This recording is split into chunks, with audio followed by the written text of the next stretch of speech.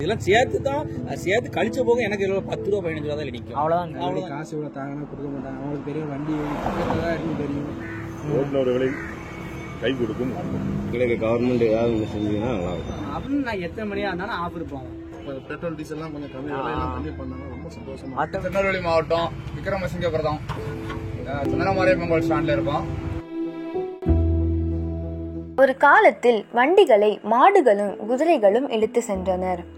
ஏறத்தாழ கிபி 1869 ஆண்டு வாக்கில் எந்த விலங்கும் இல்லாமல் மனிதனே இயங்கும் வண்டிகள் கண்டுபிடிக்கப்பட்டன. ஒரு ரிக்ஷா முதலில் 2 அல்லது 3 பயணிகளை இழுத்து செல்லும் வாகனமாகும். ஜப்பானில் 1869 ஆண்டில் ரிக்ஷாக்கள் கண்டுபிடிக்கப்பட்டன. இந்தியா, நேபாளம், வங்காளதேசம் மற்றும் இலங்கையில் போக்குவரத்துக்கு பயன்படுத்தப்படும் முக்கிய வாகனங்களில் ஒன்றாக ஆட்டோ திகழ்கிறது.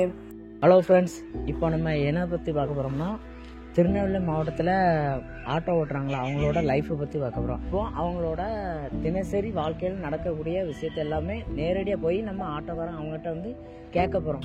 அண்ணே வணக்கம்ண்ணே, நீங்கள் ஆட்டோ ஓட்டுறீங்க, அவங்க லைஃபு எப்படி போயிட்டுருக்கு, அந்த உங்களோட சூழ்நிலைலாம் வச்சு கொஞ்சம் சொல்ல முடியுமா? நீங்கள் நாங்கள் இப்போ ஓட்டுறோம்னா அதாவது எங்களுக்கு என்னென்னா நாங்கள் வாடகை ஒரு 40 ரூபா 50 ரூபா வாங்குறோம்னு சொல்லி அவங்க ரொம்ப இதே மாதிரி நாள் முழுவதும் கணக்கு பார்க்காங்க. எவ்வளோ வாங்குவாங்கன்னு நினைக்கிறாங்க.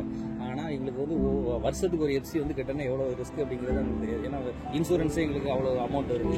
இது போக எஃப்சி காட்டுறதுக்கு வண்டி நாங்கள் ரெடி பண்ணணும், இது பண்ணணும், அதுக்கு வருஷத்துக்கு நாங்கள் இவ்வளோ அமௌண்ட் கட்டணும். இது போக அன்னன்னைக்குள்ள வருமானத்தை பார்க்குறது எங்களுக்கு ஏதோ சும்மா சொந்த வண்டி வச்சிருக்கோம் அப்படிங்கிறது. அன்னைக்கு சாப்பாடு ஒன்று உங்களுக்கு ஓடும். ஒரு நாளைக்கு சொல்ல முடியாது. திடீர்னு 200 ஓடணும்னா 300 ஓடணும். ஓடணும். அதை வச்சு 200 டீசல் போடுவோங்க. டீசல் பார்த்து வண்டி தேய்மானம் பார்ப்போம், சம்பளத்தை பார்ப்போம், வீட்டுக்கு தேவையான வாங்குவோம்னே. என்ன செய்ய 500 ரூபாலாம் கிடச்சா 200 ரூபா கிடச்சா ஒன்றே செய்ய முடியாது. வண்டிக்கு 100 ரூபா டீசல் வாங்க 100 ரூபா நமக்கு செலவுக்கு போயிடுவேன். என்ன செய்ய முடியும்? இதில் வேறு டியூ கட்டணும், அது கட்டணும், வண்டி தேய்மானம், ஆயில் மாற்றணும், அப்படி இப்படின்னு செலவு வந்துட்டே இருக்கணும். ஏதாவது வீட்டில் ஒரு பக்கம் கஷ்டம் வந்துடும். என்னென்ன செய்ய குழப்பம் நினச்சி தான் வண்டி வந்தாச்சு. சரி ஓட்ட முடியாதவங்க மோட்டிகிட்டே போக வேண்டியதான் நினச்சிருக்கோம். மாச வருமானமே 10 ரூபா இல்லை 8 ரூபா 10 ரூபா தான் இல்லை 8 ரூபா மாச வருமானம். நிறமும் ஒரு 500 ரூபா 1000 ரூபாய்க்கு வேணும். ஒரு சில நேரம் ஓடாது. அந்த டயத்தில் முதல் நாள் ஓட்டிருக்கிறத நாங்கள் செலவழிச்சு இதுதான் எங்களோட வாழ்க்கை, அன்னாட வாழ்க்கை.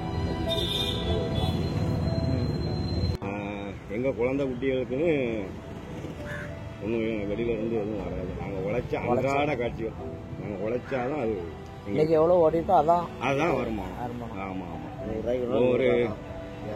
ஒரு கல்யாண வீட்டுக்கு போனோம், மற்ற இடத்துக்கு போனோம்னா கூட நாங்கள் அதில் இருந்தால் எடுத்து போட்டு போக வேண்டியது. கிழக்கு கவர்மெண்ட் ஏதாவது ஒன்று செஞ்சீங்கன்னா நல்லாயிருக்கும். உங்களுக்கு நீங்கள் சங்கம் எங்களுக்கு அமைப்பு 10 சாரா சங்கம் சொல்லி எங்களுக்கு நல வாரியத்தில் இருந்து சிஐடியில் இருந்து ஒரு இதில் இருந்து. ஓ சரி சரி. மற்றபடி எங்களுடைய இதை சொல்றதுக்கு வேறு வழியே கிடையாது. கவர்மெண்ட்டாக ஏற்று நடத்தணும். எங்களுக்கு ஒரு தொழில் வாய்ப்புகளை ஏற்படுத்தி கொடுத்தாங்கன்னா நல்லாயிருக்கும். ஒரு பேங்கு மூலியமா ஏதாவது ஒன்று ஆட்டோ போட்டு இந்த மாதிரி கொடுத்தாங்க எங்களுக்கு வாழ்க்கையை கொஞ்சம் நல்லாயிருக்கும். எங்களால் கொஞ்சம் வாடகையும் அது வரக்கூடிய கஸ்டமர்கிட்ட வாடகையும்